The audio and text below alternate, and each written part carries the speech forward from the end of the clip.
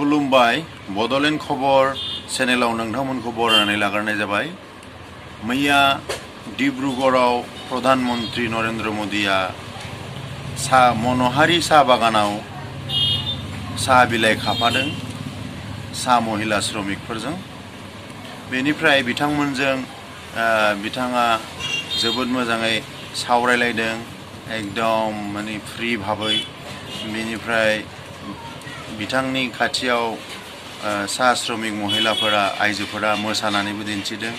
बिथाङा जोबोद मोजाङै बिथांमोनजों समय होदों, रायलायदों, सावरायदों। बियो प्रधानमन्त्रिनि बिराद मोनसे गुवार गोसोखौ दिन्थिस्रांदों। बेनिफ्राय प्रमद बर' बिथाङा क'क्राझाराव निर्बाचननि माने बिसायख'थिनि फोसावदिंनायाव आसाम सरकार गठन खालामनायाव UPPLआ किं मेकार जागोन होननानै बुंदों। मोनफ्रोम दोलोआनो गावबागाव दोलोखौ दाबि खालामलायगासिनो। दा बिथां प्रमद बर'आबो बुंदों UPPL दोलोआ एबारनि सरकार गोदान दानायाव किं मेकार जागोन, माने बिथांमोनखौ लाफायाबा सरकार दानो हानाय नङा।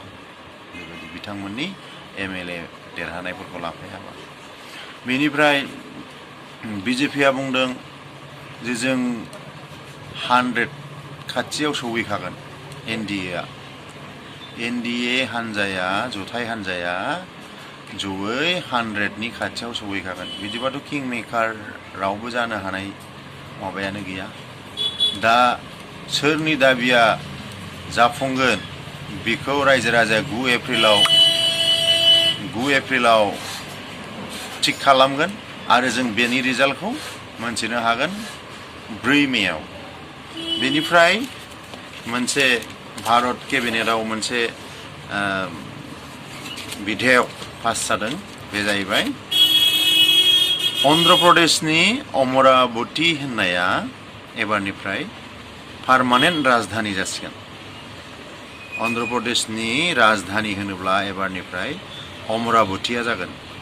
माने तेलेंगाना आरो अन्ध्र प्रदेशनि जयै राजधानिया दासिम हायद्राबादआ सोलिनानै दंमोन, खिन्थु दा भारत केबिनेटआ पास खालामबाय जे एबारनिफ्राय अन्ध्र प्रदेशनि स्थायी राजधानिया अमरावती जासिगोन। एसेनोसै, गोजोन्थों।